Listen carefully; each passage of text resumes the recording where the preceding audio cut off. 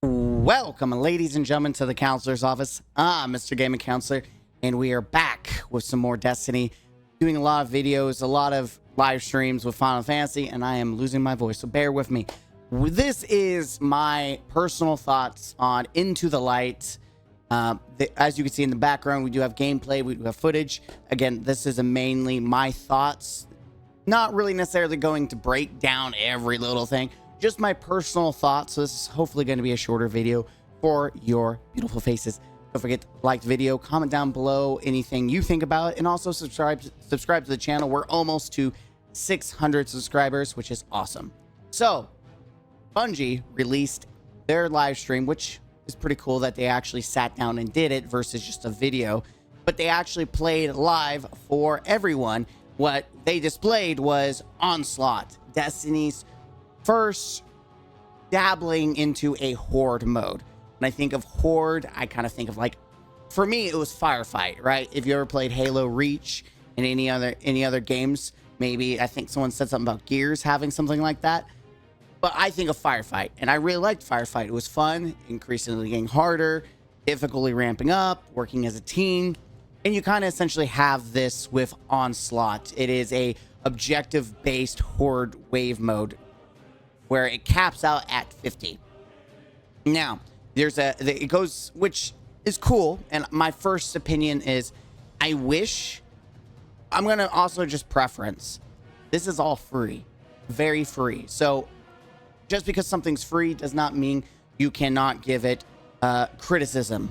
And just because I give criticism does not mean I don't like it, or I won't enjoy it, or I'm being negative. I'm just saying this is something that they can improve in the future. Again, it is free, but just because it's free does not mean you can't give criticism. It's like going to Walmart and getting a sample and you eat it and you don't like it. You're not going to sit there and go like, this is great, I love this. No, you might have some criticisms like, oh, well, it has a little too much seasoning for my taste, but thank you anyways. Now, onto the horde mode. Their first real dabbling into horde mode. That's kind of like the flavor of the year, right? I did not go into this live stream expecting there to be magical changes. I didn't expect them to do anything like absurd or crazy. I expected what we got, which is a small little activity. And that's okay. I also expected them to just do a bunch of reused assets, as in, like, keep doing this mission or doing this, because that's kind of what Season of the Wish was. This is essentially another seasonal activity. That's essentially what it is. Every season we always add an activity. This is kind of like an extension for the fact that we have to wait longer for the final shape.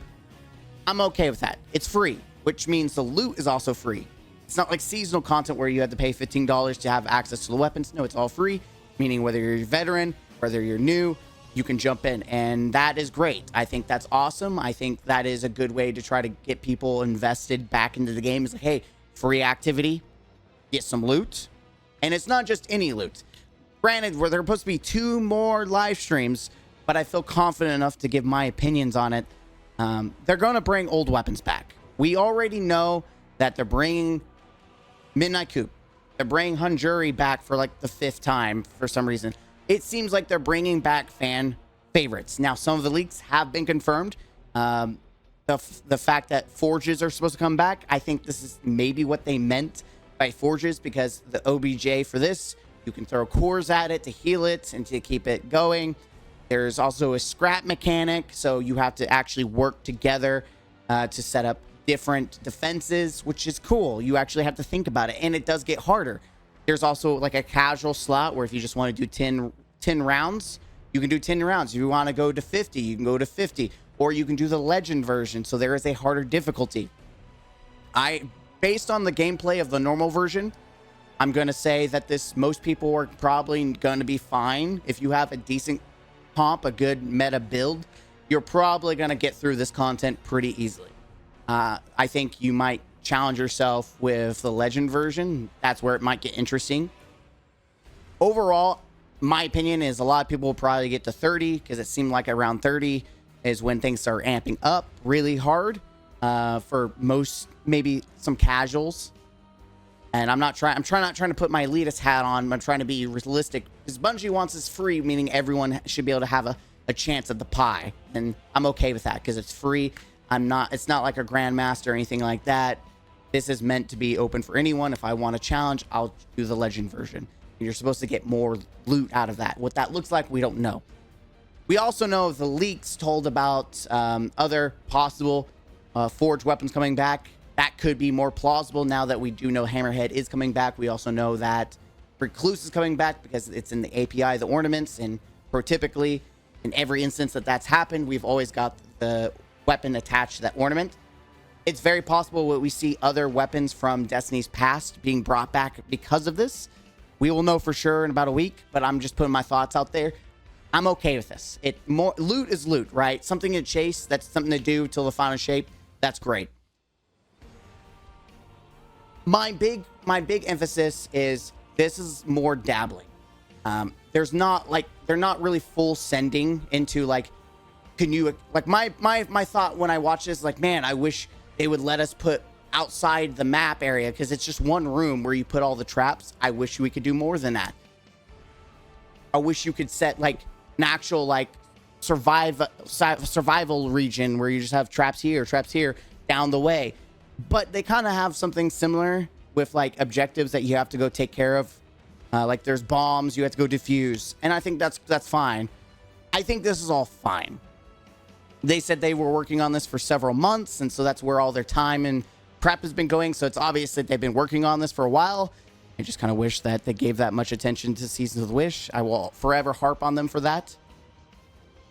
Overall, I do feel like I'm going to enjoy playing this activity for a little bit. I'm a veteran. I am in the PvE world. I would say I'm top 10, top 1% who plays, who's dedicated. I'm going to get the stuff. I'm going to get it all. I'm going to consume the content at a abnormal amount of time.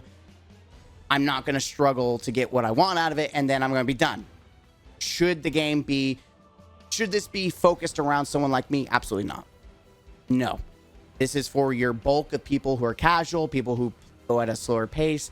That will probably last until Final Shape comes out. Now, that's okay, too. Again, I have no qualms. I'm not expecting anything to cater to me. My biggest complaint was we need new content. We're getting new content. I'm not complaining about the content we're getting. I think it's fun. I think there could be things that they could add, more rogue elements, more other things that they could do. I hope they take this as a success and they branch out. I hope they experiment. And that's a big thing for me. My biggest gripe about Bungie is that they're not doing innovation. They're not challenging things. They're not doing new things. It's the same old stuff. So this is different. This is new. This is fresh. I'm okay with that. Do more of that. But the big thing, will this save Destiny? A lot of people are thinking like, oh, this is going to save Destiny, or is this going to be saving Destiny, or do they think it's going to save Destiny? I don't think it does. I don't honestly think it's going to save Destiny. My biggest thought process here is I do not believe this is going to save Destiny. This isn't going to make or break. Anyone who's still playing the game is going to play this. But people who have bigger issues with the game are not going to come back. Maybe they'll dabble with it. Maybe you'll play with it for a little bit. But if you have issues, this isn't going to solve those issues. Is this a step in the right direction? For me, it is, because it's innovation. It's the ability, it's the willingness to put content that's free, to get weapons that's free, things that, I don't have to spend $20 on. It's free. And that's great. Now, am I going to go spend $20 in the store because of this? No, they still have not earned they haven't earned the goodwill or faith from me to feel like I will give them my money. I think they need to do more. Personally, I will not buy anything from the store because I'm not going to. Just because they do one good thing doesn't mean that they've turned the ship around. I want to see the ship completely turned around. One thing I do want to point out that I think is in a good direction is this whole live stream, they're on a couch. This is a developer showing us gameplay, not just like meme gameplay where they don't know how to defeat champions. I mean, they are actually in the hot seat. They got a competent build. They're actually progressing. They're having fun with it. They're being silly and goofy. They're in the moment. And I think that's, for me, is a big issue with developers in most games, is that they're not in the game. They're not showing the game. And Bungie used to be about that, about showing gameplay, about being on the couch, talking to the community. And that's what they were doing. They were talking. They were answering questions, like hot button questions. This is the Bungie that I want to see. And the big thing is, I don't know who these guys are. I don't know who any of these developers are. And it's so nice to see fresh faces, to see people behind the scenes that I've never seen before. And you can look at him. Look at him right now. This guy is focused. That's a face of a gamer. That's not just someone pandering. That's someone that's in the moment. He kept on saying and joking that he's that guy. I believe it. This is the guy. This is the kind of guys that we need showcasing the game. This is the people that are going to give me to be have more faith. If we're listening to guys like that, we're letting guys like that make these decisions instead of some of these stupid leaders that have no idea what they're doing. That's the guy. That's the guy I want to see. I want to see him talk. I want to see him play. I want him to showcase what he's helped make and be able to do it competently, to understand kits, to understand meta, to understand what's good, what's bad. He even gave tips of how to handle the thing. Like, I literally wrote down some notes because he's like giving out hints. You may want to do this. I'm going to try it. I'm going to see. Because obviously he's being successful. He got to like 36 or something and they cut him off. Like, my dude, he's trained. He's ready to go to 50. That's how focused he is. And I love to see that because it shows under the hood. It gives it more a personal connection than some pre-recorded video that shows you absolutely nothing. I'm tired of pre-recorded videos of gameplay or of just like cinematics. I want gameplay like this, raw, in the moment. And so for me, it's in the right direction. Does it save Bungie? Does it change my opinion of them? No, absolutely not. But it does give me hope that we can continue this train and that they continue it. They don't drop off. Like, this isn't like a one and done. Like, we're going to have these 3 live streams, which is not prototypical of Bungie. We're going to have these 3 streams and then back to business as usual. No, I think this needs to be a staple. Do what Warframe does. Warframe 100% has monthly live streams. They connect with their community. They talk to the community. They involve their community. And that's what Bungie needs to do. They need to be in the dirt, in the trenches with the community and going through it. They talk about when their little videos like, man, I'm usually doing this, I'm usually doing that. And they tweet about it, but they're not actually there. They're not really connecting. They're not really showing it. They're just, words mean nothing, but action means everything. And this is the action I'm looking for. You can let me know in the comments down below what you think, but I think this is a step in the right direction. Does this get me hyped for the final shape? No. I think the final shape needs to be its own hype machine. A free activity isn't going to be like, man, I'm excited. I think the final shape's going to pop off. No, I think the final shape, they need to do more. I think they need to do this. They need to show more hands-on, show something from the final shape. Let me get excited and get involved. Show something. Even if it's like the first mission that's going to be free for everyone, because usually the first mission's free everyone. Show it. Give us that raw, slow play-by-play. Talk about it. Talk about the environment. Talk about the thought process. I don't care. If you want to just show off the first mission and stall, then do it. But get me hyped. Sell it to me. Sell it to me. Give me something to chew on. Something that's like, ooh, right now I have no desire. There's nothing to chew on. Witness. Wow. We're going to find out where he went. I'm so excited. It is funny because one of the lore pieces that they said is that these enemies are attacking this city and they're trying to stop us from following the Traveler, even though or the Traveler, follow the Witness into the Traveler. Whereas I don't believe that would be anything at all. I think that's just some made up lore because the Witness never cared about us during Season of Defiance. He never really cared. We were just a joke to him. Like, you're a joke. And I don't think he believes we can follow him. Like, I feel like he thinks that he is one, I think, or it's one, sorry. It's a combination of all kinds of people. I think the witness thinks it's won, and it has no worries. So I don't see why the witness would have, or these minions would try to stop us, because what like evidence do they have? Maybe that we have activated the wish. I don't know. I don't know. I just personally, I think it's loosey-goosey, but it's a free activity. Whatever. At this point, they can't do worse than what some of this lore we've already had from Lightfall. That's a minor gripe. It's just a whatever.